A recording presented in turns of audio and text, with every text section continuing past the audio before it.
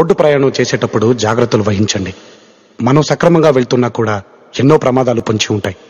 మీ మీదే ఆశలు, మీ మీదే ప్రాణాలు పెట్టుకున్న చాలా మంది మీ ఇంట్లో మీకోసం ఎదురు చూస్తూ ఉంటారు. మెదక్ జిల్లా రామాయంపేట కాంగ్రెస్ పార్టీలో వర్గపోరు. రెండుగా జిల్లా కాంగ్రెస్ పార్టీ నాయకులు ఒకరిపై ఒకరు పరామర్శ, విమర్శలు, అయోమయంలో కార్యకర్తలు. మెదక్ జిల్లా రామాయంపేట పట్టణంలోని మల్లె చెరువు నుండి అక్రమ మట్టి రవాణా చేస్తున్నారని ఓ వర్గం నాయకులు మరో వర్గంపై తీవ్ర విమర్శలు చేసుకుంటున్నారు. రైతుల పేరు చెప్పి అక్రమంగా మట్టి రవాణా చేస్తున్నారని ఆరోపణలు రాగా, మరొక వర్గం తమకు అన్ని అనుమతులు ఉన్నాయని, కావాలని తమపై దుష్ప్రచారం చేస్తున్నారని, అడిగిన డబ్బులు ఇవ్వనందుకు ఈ చర్యలకి పాల్పడ్డారని విమర్శించారు. దీనికి బదులుగా ఈరోజు స్థానిక మహంకాళి అమ్మవారి గుడిలో మరొక వర్గం తడి బట్టలతో స్నానం చేసి తాము డబ్బులు డిమాండ్ చేయలేదని, అసత్య ఆరోపణలు చేస్తున్న వారు నాశనమైపోతారని అమ్మవారిపై ఒట్టు వేసి వేడుకున్నారు.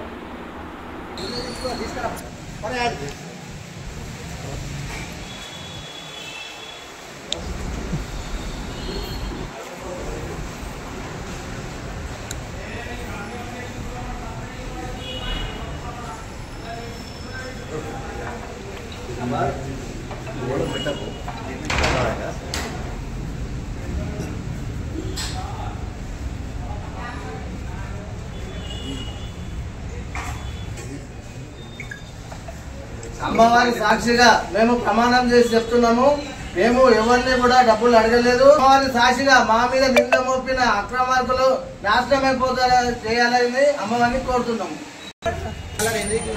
మొన్న రామాయంపేటకు సంబంధించిన మల్లె చెరువులో నుండి మట్టిని తీసి కొందరు వ్యాపారస్తులు కాంగ్రెస్ పార్టీ పేరు చెప్పుకొని వ్యాపారస్తులు వ్యాపారం చేయడం జరిగింది. ప్రైవేట్ భూములలో పోసుకుంటూ, ప్లాట్లలో పోసుకుంటూ. దాని విషయమై మేము స్థానికంగా ఎంఆర్ఓ గారికి, మరి ఇరిగేషన్ ఏఈ గారికి, అగ్రికల్చర్ గారికి కంప్లైంట్ చేయడం జరిగింది. దాన్ని దృష్టిలో పెట్టుకొని, ఆ కంప్లైంట్ దృష్టిలో పెట్టుకొని మరి నిన్న తహసీల్దార్ గారు, ఏఈ గారు, అగ్రికల్చర్ ఏఈ గారు, ఇరిగేషన్ ఏఈ గారు వచ్చి నిన్న పంచనామా చేయడం జరిగింది.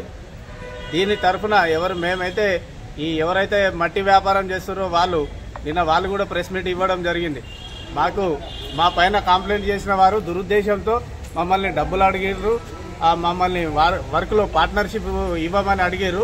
మేము ఇవ్వమన్నందుకు వాళ్ళు మా పైన లేనిపోని నిందారోపణలు చేస్తున్నారని చెప్పేసి వాళ్ళు స్టేట్మెంట్ ఇవ్వడం జరిగింది.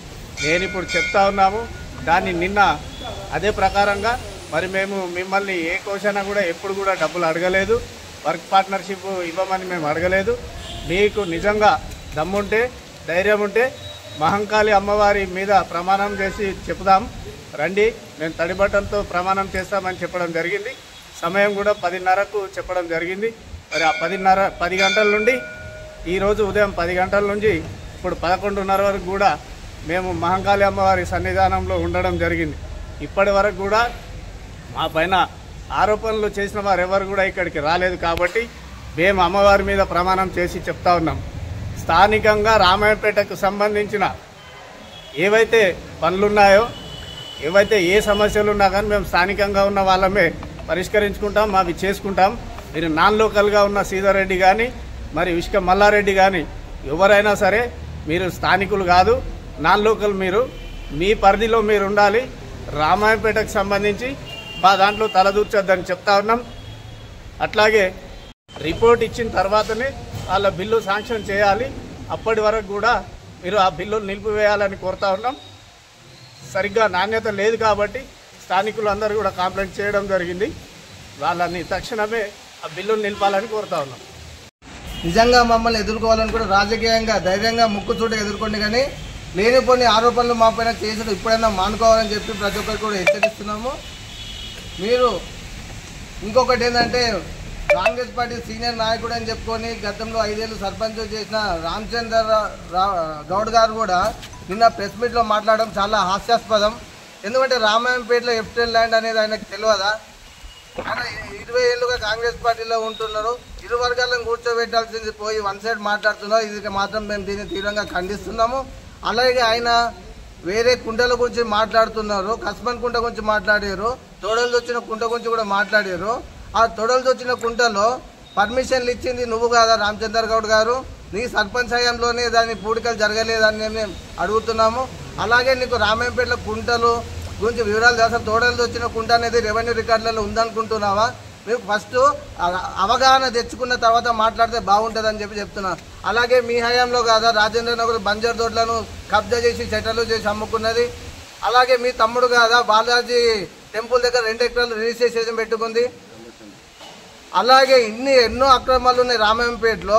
ఈ గత 10 ఏళ్లలో అపోజిషన్లు ఉన్నప్పుడు మాట్లాడలేంది ఈరోజు మీరు మాట్లాడడం హాస్యాస్పదంగా ఉండి, గత 5 ఏళ్ళు మీ తమ్ముడు మున్సిపల్ చైర్మన్ అయినప్పుడు ఏ రోజైనా ప్రెస్ మీట్ ఇచ్చిన రామాయంపేట ప్రజల తరఫున, ప్రజల పక్షాన కానీ కాంగ్రెస్ పార్టీ తరఫున కానీ. కాబట్టి మా పైన చేసిన ఆరోపణలు తీవ్రంగా ఖండిస్తున్నాం. ఇంకోసారి మా పైన వేలెత్తి చూపాలంటే మాత్రం బాగుండదని చెప్పి హెచ్చరిస్తున్నాం. గౌరవ ఎమ్మెల్యే గారు మరి ముఖ్య కార్యకర్తలను పిలుచుకొని మరి లీడర్లను పిలుచుకొని ఒక్క మాట చెప్పిండు. ప్రజలకు ఎలాంటి ఇబ్బంది పెట్టకండి, ఎవరైనా ఇల్లు కట్టుకునేది ఉంటే వాళ్ళు మున్సిపల్ పర్మిషన్ తీసుకొని ఎంఆర్ఓ దగ్గరికి వెళ్ళి ఎంఆర్ఓ దగ్గర వాళ్ళ ఇంటికి ఎన్ని ట్రిప్పులు వాడతాయో అన్ని ట్రిప్పులకు ఒక్కొక్క ట్రిప్పుకు 100 రూపాయల చెప్పున వాళ్ళు అమౌంట్ పే చేసేసి వాళ్ళ ఇంటికి మట్టి కొట్టుకోవాలి. అలాంటి మట్టి కొట్టుకునే వాళ్ళకి ఎవరు ఎలాంటి ఆబ్జెక్షన్ చేయొద్దు.